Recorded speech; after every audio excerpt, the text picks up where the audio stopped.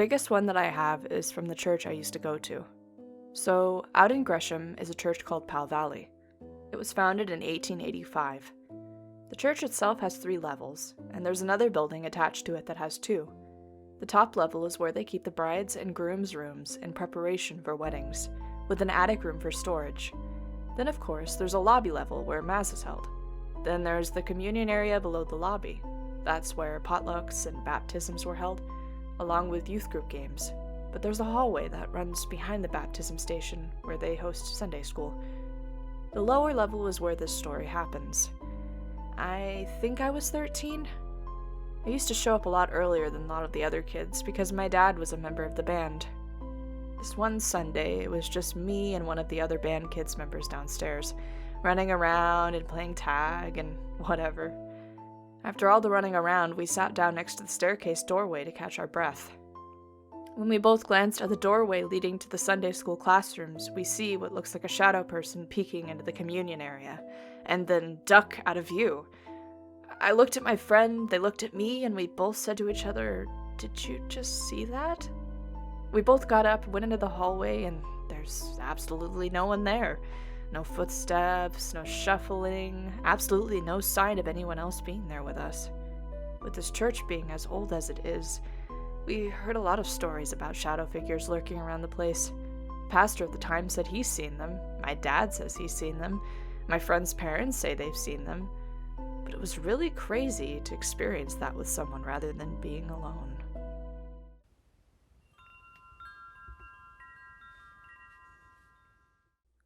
I don't remember too much of the story, but it has been told to me multiple times by my father.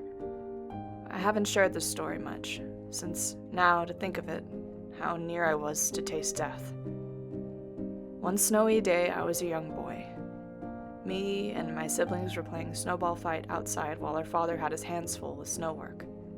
Not far from our home was an empty ground well that hadn't been used in years, so a lot of garbage and other stuff was thrown there by passersby. We kids always said that the lion was living there, so no one should get near it. For some reason, I was wondering on my own from my siblings, and my curiosity in kids' minds told me to go to the well.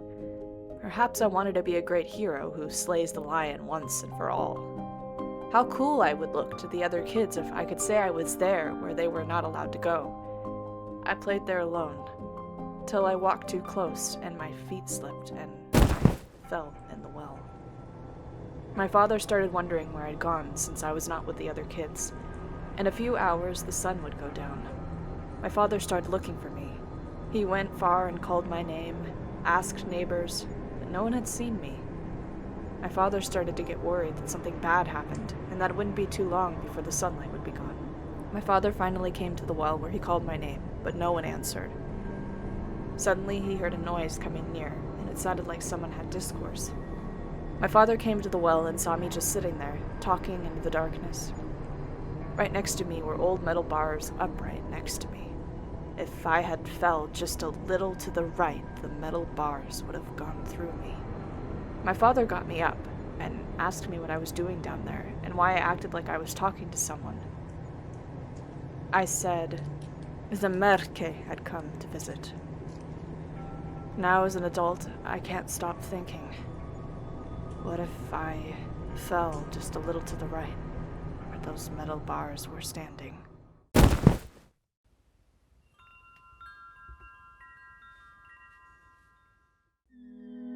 Let me preface this by saying this isn't a long story. It's still something I think about, and it's something I regret a lot even now.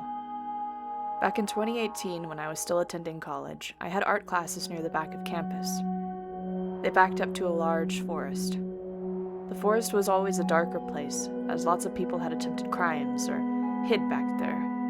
That, and at night it came alive with big cougars, so it wasn't really somewhere you wanted to stick around unless it was the middle of the afternoon. Even then it was shifty. One evening in the late spring, so the sun wasn't too far down on the horizon, my friends and I walked to the main building together. It was always a nice walk when campus was quieter. Birds would chirp, you'd see squirrels dashing along the trees, and the breeze was always really calming. Tonight was, well, it was different.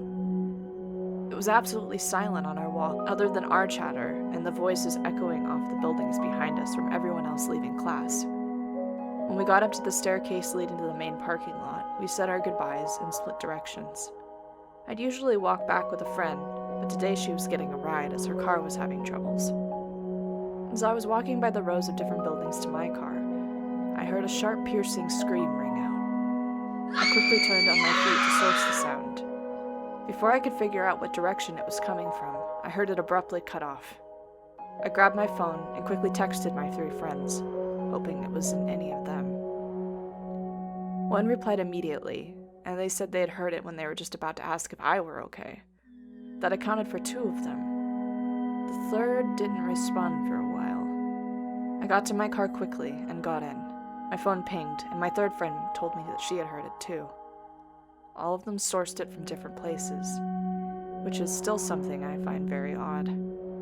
I wish I would have called the cops. In the end, I'm not sure if I could have even done anything for that person, whoever they were.